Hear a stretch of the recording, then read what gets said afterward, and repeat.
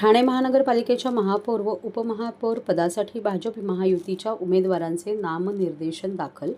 ठाणे शहर महानगरपालिका सार्वत्रिक निवडणूक 2026 मध्ये भाजप महायुतीच्या भरघोस यशाच्या पार्श्वभूमीवर ठाणे महानगरपालिकेच्या महापौर पदासाठी शिवसेनेच्या नगरसेविका सौ शर्मिला पिंपळकर गायकवाड आणि उपमहापौर पदासाठी भाजपचे श्रीकृष्ण पाटील यांनी आज ठाणे महापालिका सचिव श्री मनीष जोशी यांच्याकडे आपले नामनिर्देशन अर्ज दाखल केले.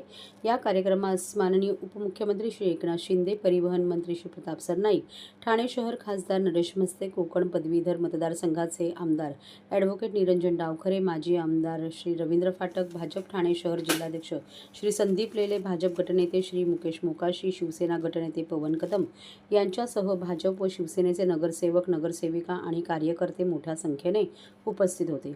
यावेळी कोकण पदवीधर मतदारसंघाचे आमदार ॲडव्होकेट निरंजन डावखरे यांच्या महायुतीच्या उमेदवारांना शुभेच्छा देताना त्यांनी ठाणे शहराच्या सर्वांगीण विकासासाठी महापालिकेत मजबूत, स्थिर आणि लोकाभिमुख नेतृत्वाची आवश्यकता अधोरेखित केली.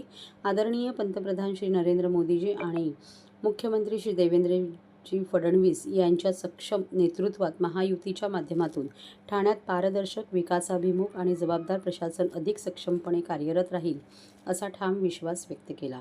लोकशाही प्रक्रियेचा सन्मान राखत महायुतीच्या नेतृत्वाखाली ठाणे शहराच्या प्रगतीचा वेग अधिक वाढण्याचा निर्धार यावेळी उपस्थित सर्व नेत्यांनी व्यक्त केला.